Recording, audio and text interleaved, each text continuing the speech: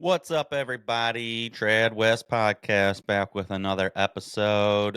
Try not to be fully black pilled this episode, but it is gonna have some black pill moments because it's gonna be about Dan Bongino and Kash Patel.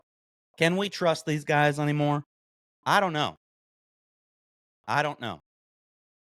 Like all the shit that Dan Bongino and Kash Patel were talking before about Epstein, teasing that they're going to release all this stuff. Dan Bongino definitely saying this guy didn't kill himself. There's no way. Now, complete 180, and they look like they're like being held hostage at gunpoint during these interviews. So, I'm going to play one of the clips and then we'll talk a little bit about it because the black pill part of me wants to say, let me play the clip first. Let me play the clip first. Because especially Bongino. All right, screen shared here. You said Jeffrey Epstein committed suicide. People don't believe it. Well, I mean, listen, they have a right to their opinion, but as someone who has worked as a public defender, as a prosecutor, who's been in that prison system, who's been in the Metropolitan Detention Center, who's been in segregated housing, you know a suicide when you see one, and that's what that was.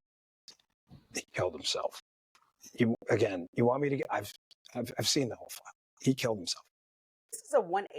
Yeah, that right there, Bongino.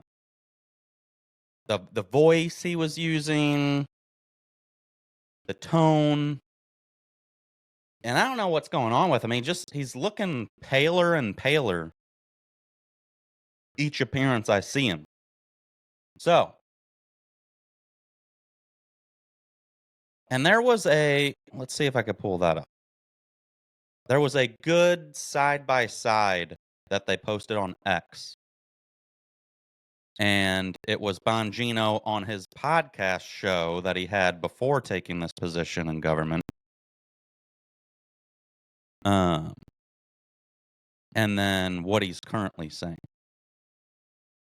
And they're just contradictory. Like, it'd be one thing for him to just come out and say... Now, I will say there was another video of him that said, based on the evidence we've seen, it appears that way.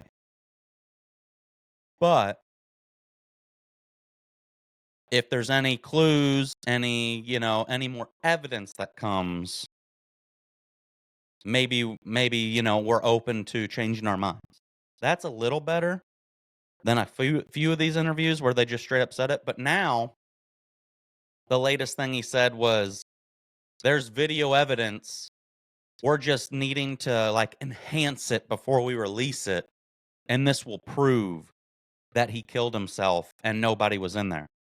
And then the reporter pushes back and was like, oh, so cell footage in the cell of him killing himself? No. It's like the hallway. Okay. So maybe you see two individuals that go in there and they're just there to examine and take the body out. Who's to say they didn't come in? All right, buddy. Looks like you're going to hang yourself today. Do the thing. And then usher out his dead body. That proves nothing if it's just a hallway. So that again was like, okay, you're lying. You're lying. And here's my black pill moment. I'll hit you with a black pill, doom and gloom. On the outside right now, it's looking like, hey, same old, same old. They've all made a deal together. Deep state, Democrats, Republicans. There are too many high ups implicated in the Epstein files and were clients, and they're just protecting each other, and they don't want to release it because too many of them are pedos and are involved in it, and or they don't trust what the U.S. citizens will do, or as Patel also said, apparently didn't want to release certain stuff because it could cause more anti-Semitism. Why would it do that? Maybe because Mossad might have been involved. So that's my black pill part, where it's looking like it could just be same old, same old. And here's the thing. They're busy talking about Epstein, if he killed himself or not. I don't think I know he didn't. All right. How about that? I am 98% sure he didn't kill himself. But who cares if he did or not? We don't care about that as much. We want names of clients. We want pedos charged and convicted, no matter how powerful, how elite status they are, how rich, how influential, how high up they are in politics, what have you. We want names, we want charges, we want arrests, convictions. Or else, yeah, it will be black pill. You're all just a bunch of fucking pedos covering up for each other. That's what we want. I don't really, at the end of the day, whether he killed himself or not, doesn't really do anything more for the case. It's, hey, this guy was being accused of trafficking children and underage girls to people, powerful people, but there's literally no clients ever listed. So that's my black pill moment. Hopefully that's not true. Here's my white pill spark of hope on what could be really going on. It's only been a couple months. Things take time to create cases against individuals because you want rock solid proof, a rock solid case, so that these creeps have no way of getting away with it and getting off. So maybe they're saying one thing in interviews to not alarm people that could be involved. And in the background, they're working, they got files on people, they got cases working on people, and there will be eventually some charges and arrests. That's my hopeful best case scenario that could be going on.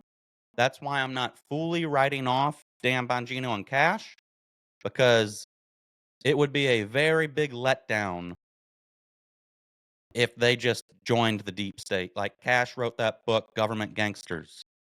If nothing happens, he is now one of the government gangsters that he wrote a book about. Government Gangsters 2.0, version 2, Kash Patel and Dan Bongino in there.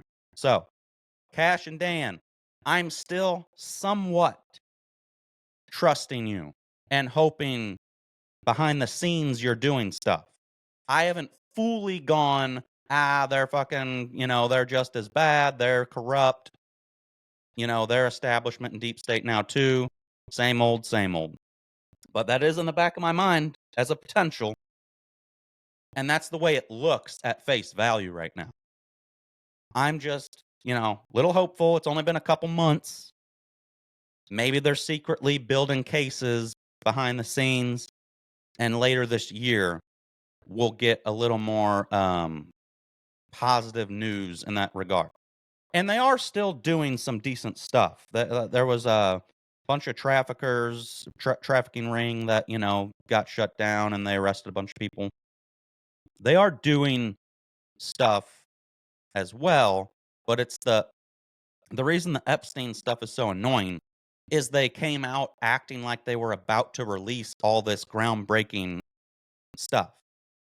They had all those influencers at the White House with those binders that had jack shit in it, saying Epstein Files 1, version 1, or whatever, part 1, and it was nothing. So don't put these little charades out here on social media, teasers, and then we're all sitting here like, hey, where is the stuff? If they wouldn't have done all that dog and pony show, I wouldn't even be bothering them that much. I'd be like, hey, stuff takes time. They're probably working on it. But they're going out here saying, oh, Epstein, Pam Bondi, Epstein files are on my desk. You'll get them soon. Bullshit. Kash Patel, similar stuff. Dan Bongino, complete 180.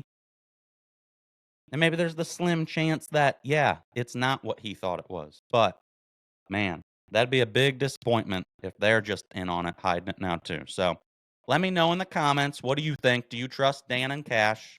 Pam Bondi. I barely mentioned her. I don't really trust her. Are we overreacting, demanding results this fast?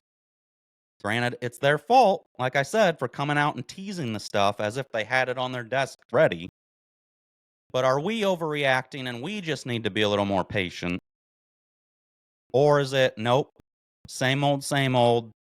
These guys are corrupt. They got to them.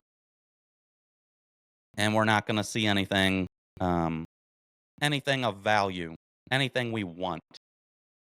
So let me know. Like, follow, subscribe at Trad West Podcast on all platforms. Till next time, Trad West Podcast out.